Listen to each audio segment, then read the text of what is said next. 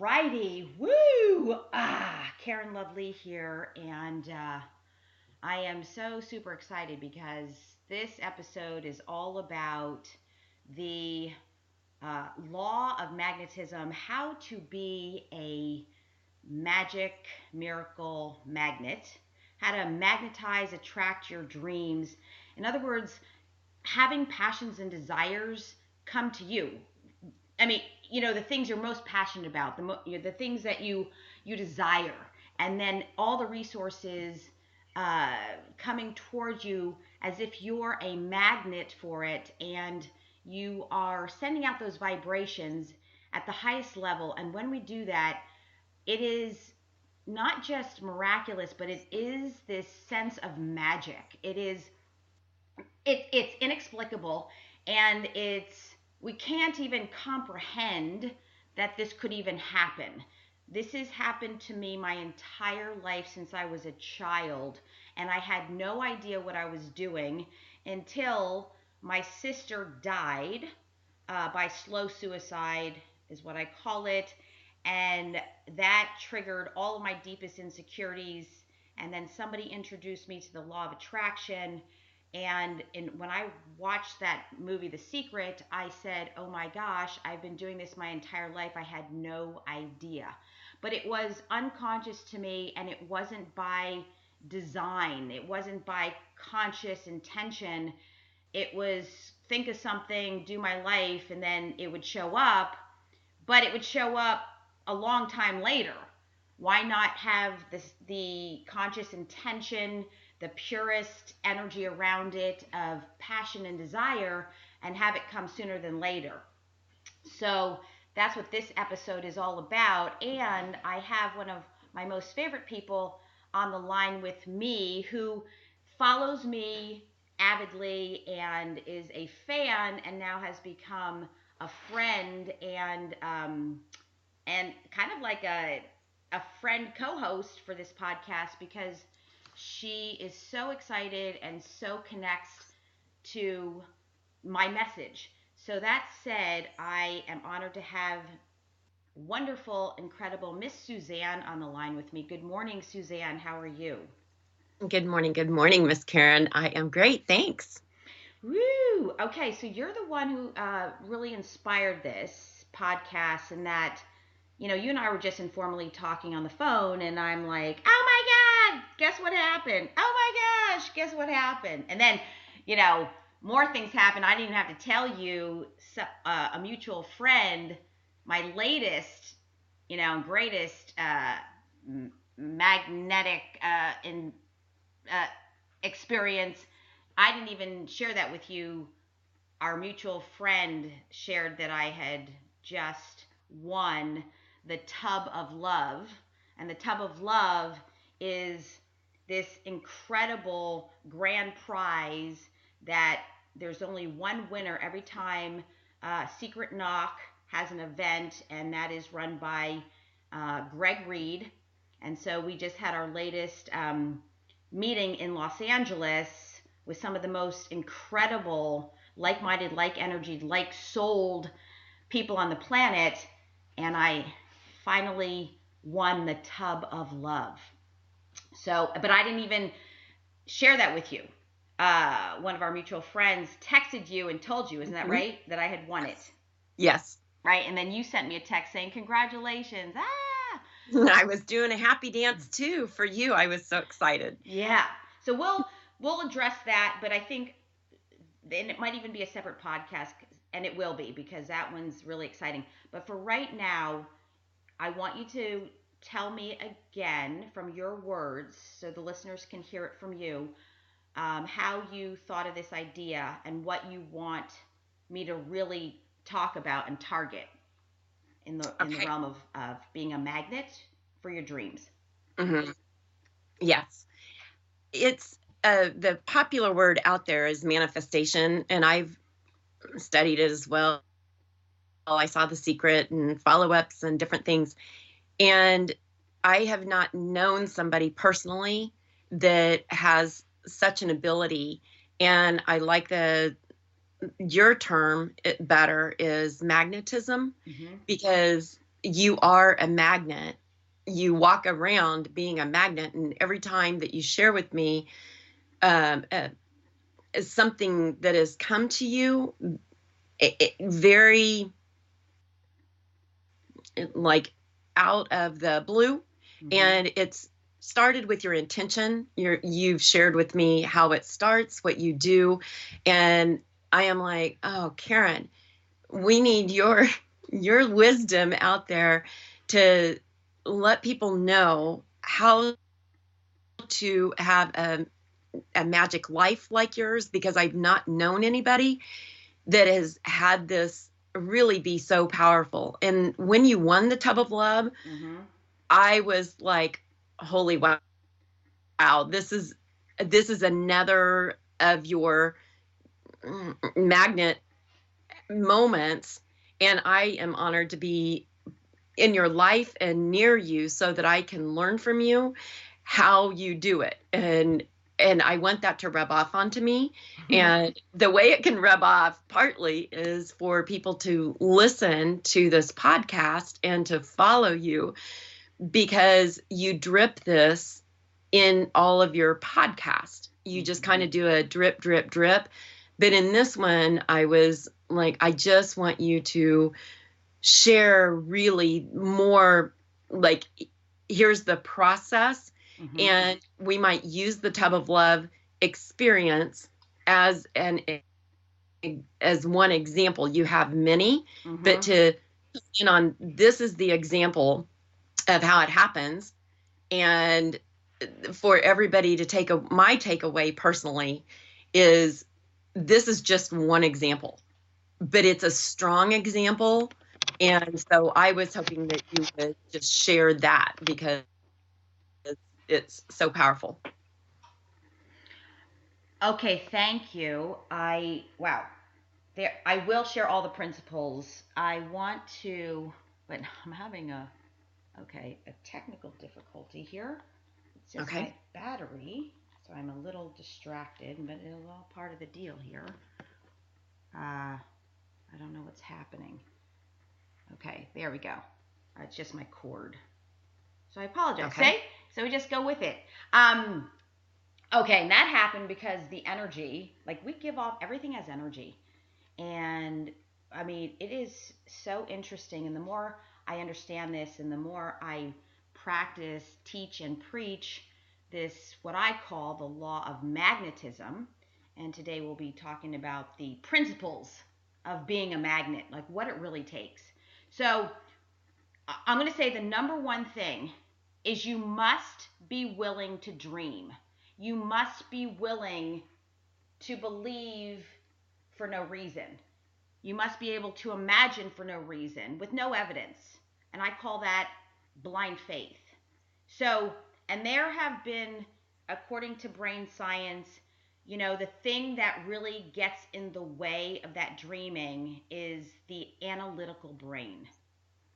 That logical, analytical brain will kill off our dreams in an instant. And what I'm saying is, if you're not willing to believe without evidence, then it's going to be very difficult, and it won't really ever happen. Do you understand that, Suzanne? Yes. Yes. And that has been a challenge for me, so I'm loving it. Yeah. And here's the issue. My clients, I coach some of the most genius, brilliant people on the planet. And I mean beyond, like, they're intellectual, they're analytical, they're highly successful, highly educated. And I would say they're geniuses. We all have the genius within us, but they are clearly, based on the physical evidence, they can prove their genius. So, but on the other hand, the more intelligent we are, the more analytical we are, the harder it is to be a magnet. So see the rub? So on one hand, if you're really intelligent and intellectual, analytical, and really smart, that's great. But it will also, in the same turn, be your biggest arch nemesis in this law of magnetism. And we're talking about putting out a thought based on Think and Grow Rich, Napoleon Hill, putting out the thought, brains pick up the vibrations of other brains. You think the thought, and it actually will, in physical reality, show up. I do this time and time again to where it's inexplicable, it's eerie, and you're just like, this can't even be happening. You don't even believe it. And yet I have the evidence over and over again in the physical reality, right? Mm-hmm. So, so I call it being too smart for your own good. Yes.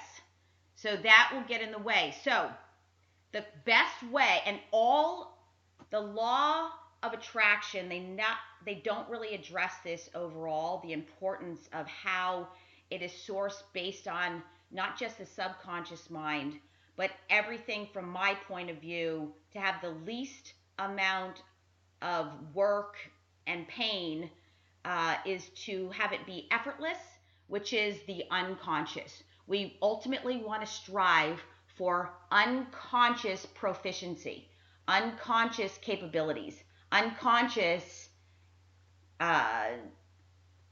manifestation abilities. We want it to be unconscious, meaning we don't worry about it, we don't go look for it, we don't have to really do that much action. Yes, we take action. I'm not saying don't take action, but this can be done with the least amount of action. Okay?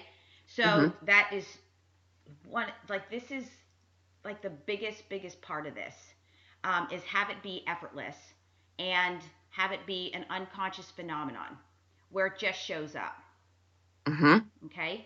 And so if we want to get to the subconscious and unconscious mind, the thing that will stop it and put up the ironclad gates is the analytical mind.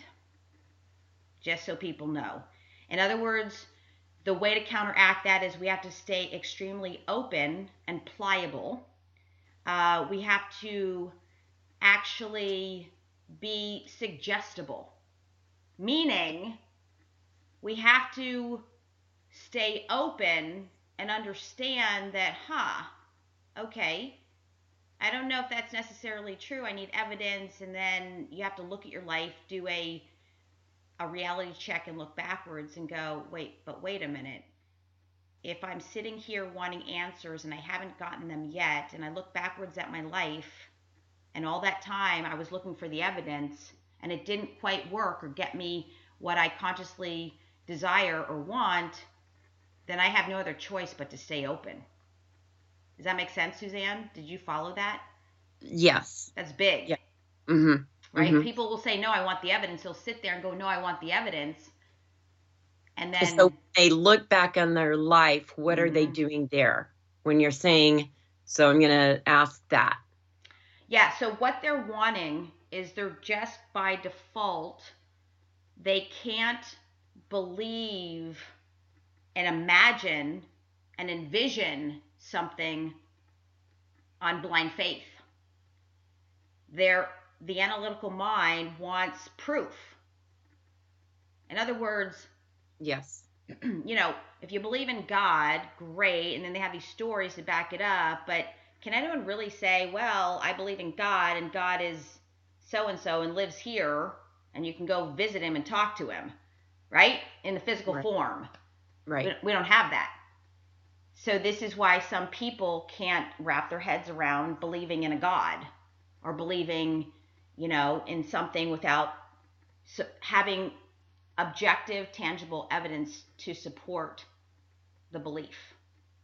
So how do people get through that hurdle or over that hurdle where they know their analytical mind is stuck? They are not easily believing in something that has no proof.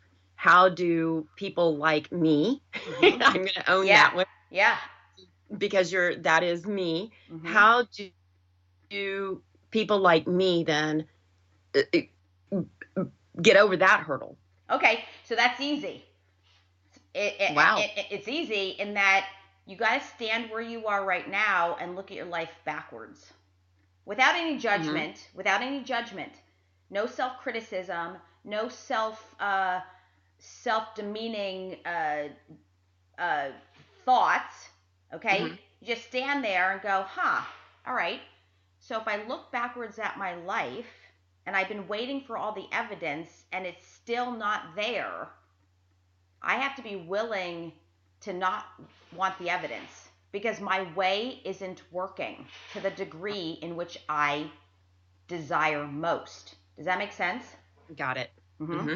That's how we get over it. And I want to tell you that pivotal moment for me in my life where I was the exact same way. Nobody could do anything that would convince me that it would work. Like I was the toughest case ever. And here's what's interesting. I have a very attorney-like mind.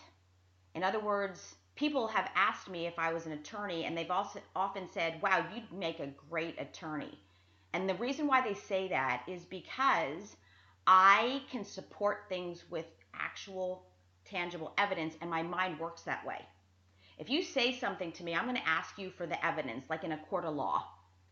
Mm-hmm. And so that's how I was functioning my whole life, is thinking, oh my gosh, I need the evidence. I need to see it. I need to touch it. I need to smell it. I need to like prove to me that this is going to work.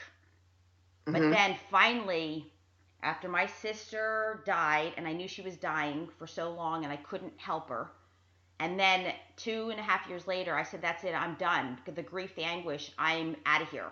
And then my suicide attempt came. And then obviously I failed, and then I had support, and I was able to start my transformational process thanks to a friend speaking up and out, standing for me because Mm-hmm. he was willing to take a risk to say something. So I throw that in, when in doubt, speak up. He did. I started taking these transformational courses, but I was still not believing, Suzanne. I still wanted proof. And what did this friend say to you that changed you? Okay, well, that's a whole nother podcast. Oh, But okay. yeah, in terms of what had him, right? What had him say the very thing that would have me choose to stay open, right? To stay open. So let's go there. I did a charity event. It was the last one. I said after this charity event for the U.S. Marines Toys for Tots, I had been doing charity events for about 4 years. I always planned it by myself, and I always did all the work. And so this was the last one because I had already said, all right, that's it. I'm out of here. I already knew how I was going to kill myself. And I said, but you have to finish what you started with this charity event. And after that, we're done. So Mm-hmm. he saw me. I rarely see him. He's one of my dearest friends, but I usually only see him at my charity events because I'm always doing some type of event. And he shows up, and then at the end of the night, he pulls me aside and he says, Karen, look what you've done here. This is your best event ever. And by the way, I did it on a zero budget because I'd almost lost everything because I was so depressed and hopeless. But I still was able to get all these vendors to show up. He goes, look what you've done. Imagine if you had done this coming from your fullest potential. And I'm like, yeah, whatever. And we're walking, and I was not even really listening. That didn't do it. And I'm like, yeah.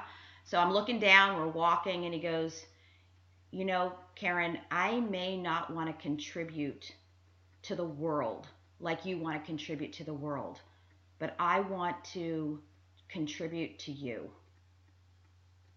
And that was what did it, because in retrospect, when I said, oh my God, what was it that had me stay open, is he said to me, he reconnected me to my highest self in believing that I'm a contribution. I was meant to be here to contribute to the world in some way. So he ignited that in me, but he really saw in me what I had lost and lost hope for in myself. Ah, Right? beautiful. Yes. Yes. And that's what did it for me. He said it in his beautiful, he's Persian, but he was raised in London, in England, and so he has this gorgeous accent, right, and a gentle voice, and he just said, and that's what got me. And they said, I want to pay for you to take this seminar and take these classes. And I said, oh, thank you, I graciously accept, but I had no idea what he was talking about. And I did accept, but I was like, okay, whatever. And it actually, I resisted ever going. So that's the part I'm talking about. That's how difficult it was. I'm coming out of a suicide, right, Mhm. plan, Mhm. and he says this, and I have this spark of hope, but guess what? I'm still resisting. I still want evidence. I still want to, see. So I actually didn't even start. I kept prolonging going and learning this stuff that I teach now. But it is my own method. I just learned the basics there. It doesn't even tap into anything as deeply as I do with my work, but it got me started. It was like the basics, like the fundamentals. And Mhm. so my point is, right, that I still was not believing. That's the whole point. I still wasn't open minded. I was too analytical. I wasn't suggestible. I wasn't going, all right, that sounds good. Do you understand what I'm saying? Yes. I still wanted evidence. So what happened was I actually started the class. I finally got there. And here's how I got there is exactly what we're telling you, and what I'm telling you is that I had no other choice but to accept the reality and the facts that my life wasn't working. I was depressed. I wasn't happy. I was not dancing. I wasn't exercising. I wasn't wanting to make money. I didn't want to work. I was in real estate at the time. I was over it. I didn't want a real estate career anymore, and I was hugely successful. I didn't want anything that I had in my life now. I was miserable. I was fighting for my life. I was fighting to want to stay on this planet and keep going. That's how bad I Mhm. was, right? Mhm. And I wasn't even willing to see how unhappy I was. So I'm taking the classes, I'm going through the motions. It was working enough to where I finally could put the pieces together. And then finally one day, still complaining, still saying the same things. I'm unhappy. I don't get it. I don't know what I want to do. I don't want to do real estate. I don't know where I'm going. I don't know what I'm going to do to earn money. I don't know what anything in front of me looks like. Nothing. And yet Mhm. I wasn't willing to stay open. I was still analyzing the situation. Mhm. I wasn't believing for no reason. I didn't have any type of faith, and I couldn't understand why. Okay? And now And I here think it is. that's where a lot of us are that are probably listening, Mhm. is that that's that hurdle is. And so somebody spoke to you. Let me just feedback what I'm hearing. So Mhm. somebody spoke belief back into you Mhm. and your being, Mhm. and how they see your value to show up in the world. Mhm. And then they demonstrated their value in you by offering to sponsor you Mhm. to go to a course to work on you. Mhm. And you resisted, then went, Mhm. and then you became somehow in that open to bypass this analytical part. I love your dog in the background. I know. Oh I my know. God, she's supposed to be Yeah, sleeping. Shia, me, I am busy. right? I know. I know. Oh It's okay. no. Oh Dog my lovers. gosh. I know. And you know what? It works. She's getting up. That means she has to go potty. So that means, how funny. How long is this? We're gonna have, it might have to be part two, and we have to keep people. We have to keep people like wanting more, because at this point, Yes, because right? we Uh just are huh. getting to your hurdle Uh and huh. how to believe when that's step one. And I Mhm. just want to know that. So, um, Yeah. okay. So, okay. So, this is part one of the principles of magnetism with KarenLoveLee, based on my podcast, The Power of Self Evolution, and why it's so vitally important that we continue to evolve consciously. Consciously is Yes. tapping into our conscious mind. It's the only way to override this analytical crap that stops us from not magnetizing our dreams. Okay? And then we're going to continue on. So I'm going to stop here, go attend to her, Okay. and then we're gonna record part 2. So stay Okay. tuned, people, and we will be right back. KarenLoveLee with Suzanne, and hang out. We're coming back real soon. Thank you all.